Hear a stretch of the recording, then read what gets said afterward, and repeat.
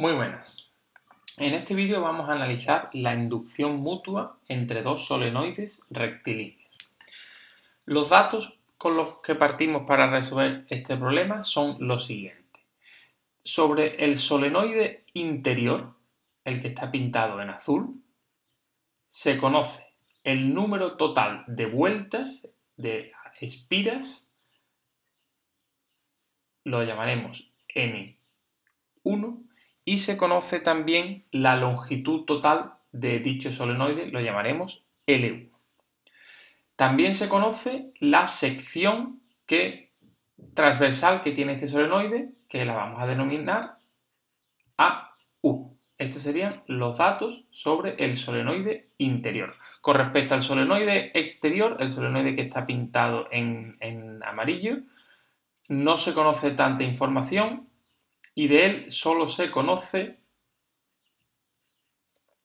el número total de vueltas, N2. Es decir, se desconoce su longitud y se desconoce su sección. Además, para resolver este problema, vamos a partir de que conocemos el campo magnético que un solenoide genera en todos los puntos del espacio. Este campo magnético se puede obtener utilizando la ley de Ampère y si alguien quiere saber cómo se obtiene, puede ver otro vídeo en el que ya se ha resuelto este problema. En concreto, este campo magnético para un solenoide rectilíneo como los dos que estamos analizando toma el valor de mu sub 0, n partido por L, siendo n el número de vueltas y L la longitud del solenoide que estemos considerando, la intensidad, un vector U que es tangente al eje del solenoide, esto es válido mientras estemos en el interior del solenoide y fuera asumimos que el campo magnético es prácticamente cero, como puede verse, como digo, en ese otro vídeo. Bueno, para analizar la inductancia mutua entre estos dos solenoides, recordemos que la inductancia mutua se define como el flujo magnético que un solenoide siente debido a la intensidad que se está circulando por la otra bobina o por el otro solenoide. Debido a que la inductancia mutua es simétrica, podemos calcular también el flujo magnético que siente el solenoide 2 debido a la intensidad a la que está siendo sometido el solenoide 1.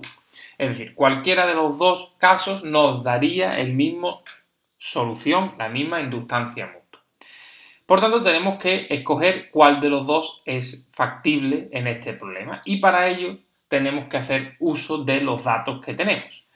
Entonces tenemos que pensar cuál de las dos cosas tenemos que analizar. Recordemos, antes que nada, que para calcular el flujo magnético del solenoide interior o el exterior, vamos a tener que resolver la integral del campo magnético a través de una determinada superficie, la del conductor que estemos analizando.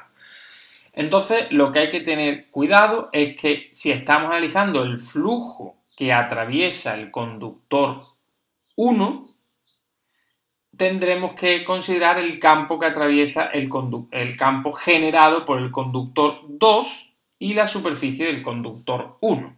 ¿Vale? Es decir, si consideramos el solenoide exterior, por ejemplo, el campo que habrá que considerar será el campo generado por el solenoide interior y viceversa. Entonces tenemos que tener cuidado que tanto la superficie como el campo hay que hacerlos dependientes a cada uno de los solenoides. Para obtener este campo utilizaremos esta expresión, pero es fácil darse cuenta que si se desconoce la longitud del solenoide, no podremos calcular el campo en el interior del solenoide exterior. Es decir, el campo que genera el solenoide rosa, amarillo, no va a poder ser obtenido. Y por tanto, eso descarta obtener el campo del solenoide exterior para obtener el flujo que siente el solenoide interior. Así que, descartada una de las dos opciones, pasamos entonces a analizar el siguiente problema. Consideramos que hay una intensidad 1 circulando por el solenoide interior. Esa intensidad 1 va a generar un campo magnético 1 en dicho solenoide interior, que la calcularemos en base a esta expresión. A partir de este campo magnético 1 vamos a poder calcular el flujo magnético que siente el solenoide 2. Cuidado con el cambio aquí de índice. Y a partir de este flujo magnético obtendremos finalmente la inductancia mutua. Este será, por tanto, nuestro proceso. Vamos paso a paso y, en primer lugar, obtenemos el campo magnético que genera este solenoide 1, y este solenoide 1 tendrá un campo magnético dado por mu sub 0 N1 partido L1 por la intensidad que circula por dicho solenoide por el vector U, que vamos a llamarlo U sub 1 para indicar que es relativo a este solenoide. Eso será válido en el interior, 0 válido en el exterior. ¿De acuerdo? Bueno, una vez tenemos este campo magnético, pasamos en la segunda parte a calcular el flujo magnético que atraviesa el solenoide 2 debido al campo magnético que atraviesa por su interior. En este caso podemos apoyarnos de un dibujo para esquematizar la situación.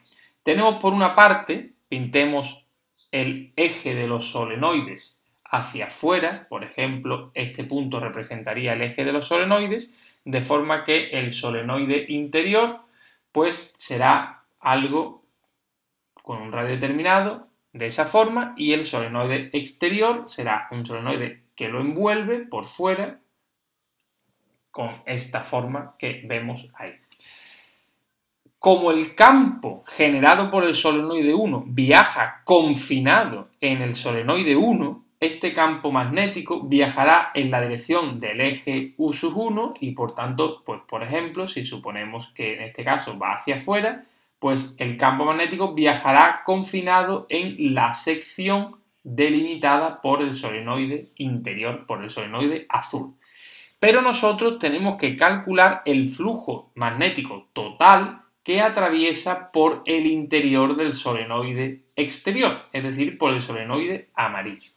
Y entonces, en este caso, lo que tenemos que observar es que la superficie de nuestro solenoide amarillo, la superficie transversal, se puede descomponer en dos partes.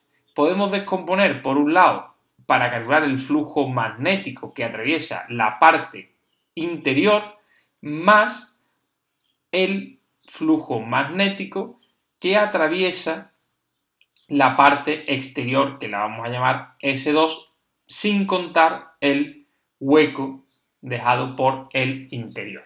Descomponemos, por tanto, el flujo magnético en dos partes. ¿Y por qué se hace eso? Bueno, porque es que nosotros conocemos el campo magnético en el interior y exterior del solenoide azul, es decir, en las dos regiones estas que estamos dividiendo. Para esta integral no conocemos una expresión única del campo magnético y, por tanto, tenemos que dividirla. En concreto, sabemos que en esta parte el campo magnético vale 0, por tanto, este flujo magnético que atravesará por la corona circular exterior será 0 y solo tendremos que calcular el flujo magnético en la parte interior. Vamos a ver qué direcciones tiene este campo magnético y el vector diferencial de superficie. El campo magnético llevará la dirección U sub 1 y el vector de superficie será un vector perpendicular al plano rosa que estamos calculando.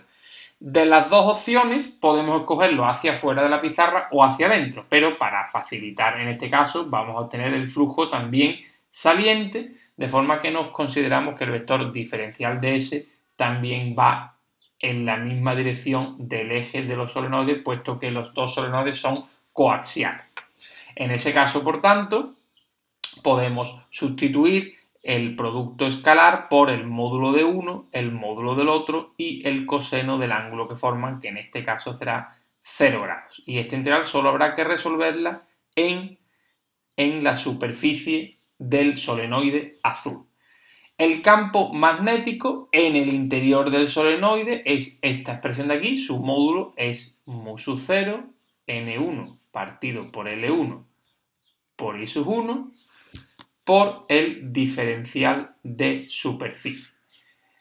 Todos estos factores son constantes. Podemos sacarlos, por tanto, fuera de nuestra integral y obtenemos directamente la integral de superficie a lo largo de la superficie S1, es decir, a lo largo de la superficie roja delimitada por el solenoide interior. Esto es, por tanto, el área o la sección transversal de este solenoide, que era otro de los datos de los que disponíamos al principio, este valor de A sub 1.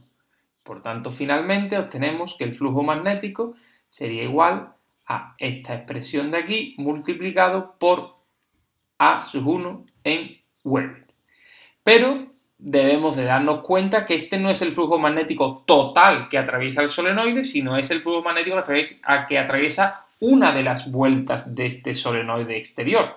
Pero el solenoide exterior está formado por N2 espiras que están alineadas y por tanto el flujo magnético total que atraviesa dicho solenoide, este por tanto será el flujo de una vuelta, pero el flujo magnético 2 total será N2 por el flujo magnético que atraviesa una de las espiras.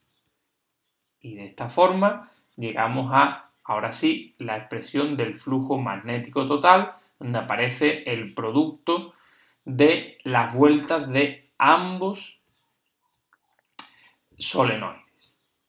Una vez tenemos el flujo magnético, continuamos con nuestro desarrollo y directamente utilizamos la definición de inductancia mutua para encontrar su valor. En el apartado C, la inductancia mutua es el flujo magnético que atraviesa el solenoide 2 debido a la intensidad que atraviesa o que circula por el solenoide 1. Es decir, mu sub 0, N1 por N2 y 1 a 1, todo ello dividido entre L1 e I sub 1. La intensidad se nos anula en numerador y denominador y obtenemos esta expresión de aquí, en la que tenemos finalmente el valor de la inductancia mutua en henrios.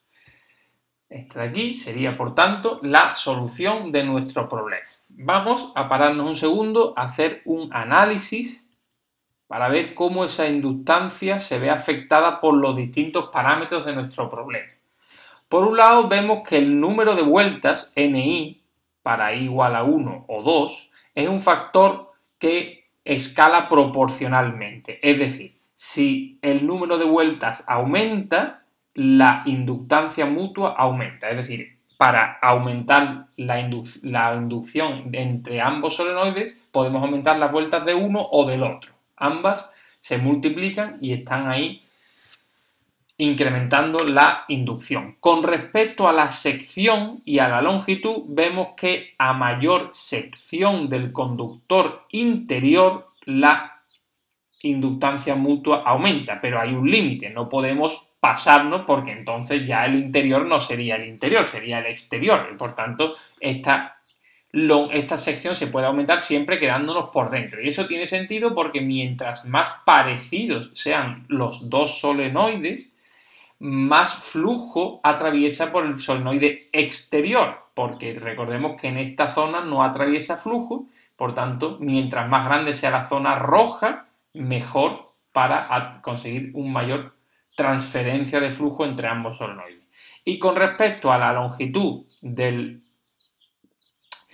conductor del solenoide 1, vemos que si esta longitud aumenta, la inductancia mutua disminuye. Es decir, si consiguiésemos disminuir la longitud del solenoide 1 manteniendo el número de vueltas, o dicho de otra forma, si consiguiésemos aumentar la relación entre el número de vueltas y la longitud, lo que se conoce como la densidad de vueltas del solenoide 1, eso sería lo ideal para aumentar la inductancia. Es decir, esta expresión se podría expresar de esta otra que voy a poner aquí a continuación, y tendríamos mu sub 0 la densidad de vueltas del solenoide interior, el número de vueltas del solenoide exterior y la sección que comparten, que es la sección del solenoide interior. Y esta sería otra forma de escribir la misma solución, en donde vemos ahora sí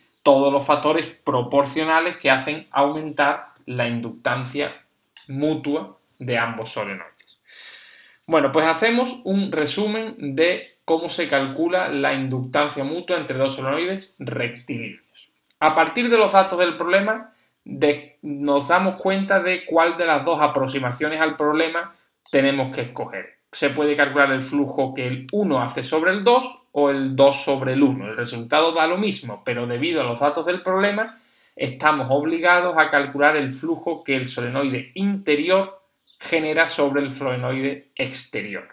Utilizamos para ello la definición de flujo magnético y suponemos que el campo magnético en el interior del solenoide es conocido. A partir de esta expresión nos damos cuenta que el flujo en el solenoide hay que dividirlo en dos secciones, la que ocupa el solenoide interior y la corona circular externa, porque el campo magnético está definido como una función a trozos. Operamos matemáticamente, obtenemos este flujo, utilizamos la definición y obtenemos la inductancia mutua.